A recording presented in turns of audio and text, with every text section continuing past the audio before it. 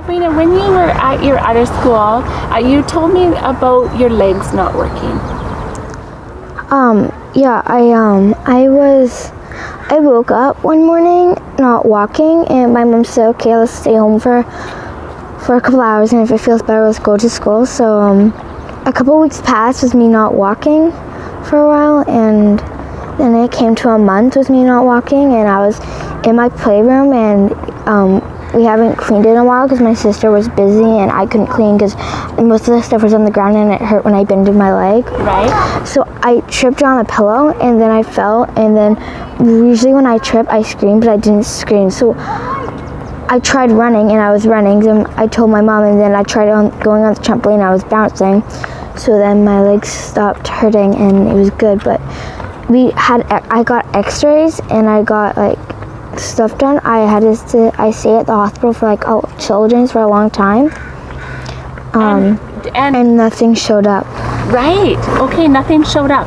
So now we're thinking that was caused from your anxiety, from being nervous to go to school, don't we?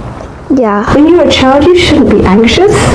You should be enjoying life. You shouldn't have a care in the world. That happens when you become an adult. It shouldn't happen when you're a child. He was with a support teacher there, and they were pulling him out for this and pulling him out for that. But he always felt like there was why is he being pulled out? Right. Because that's what they do in the public school system. So they single them out. Right. Along with other children that have disabilities or just issues like slow learning, right?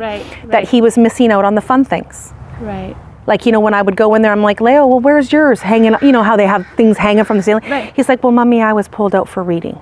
So he never got to participate. In grade 2, kids were calling him stupid because he was never in the classroom. He was always being pulled out, pulled out, pulled out. They said when he was being pulled out, there was nothing that they can do for him because he has dyslexia. And I said, well, what do you mean by that? And she says, well, we're pulling him out and he's not grasping it. And we can only teach him what we can teach him, but if he doesn't grasp it, he doesn't grasp it. What do you like about James Cameron School that you didn't get at your old school?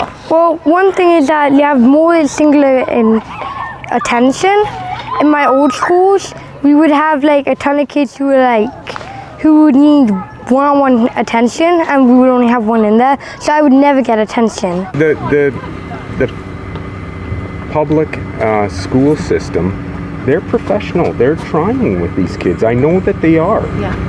But the truth is that they don't have the skill. They're not trained. The resources. They're not trained. Yeah. They're not trained like in Orton Gillingham. They're not trained in special ed to the extent that they need to be. Her counselor said she doesn't need to come in anymore. Her anxiety issues have been completely resolved just by changing schools. It's frustrating not getting the help that you need. Yeah. And now that you're getting the help that you need, life is just so much better, hey? Yes. That's awesome, honey. That's really great. She was an emergency patient for therapy and counseling because of her anxiety. At my old school, I would always cry after school because everything was so frustrating and hard, and I wasn't getting so much work done, and I didn't have good friends. But here, everything at my old school, all that disappeared since I came here.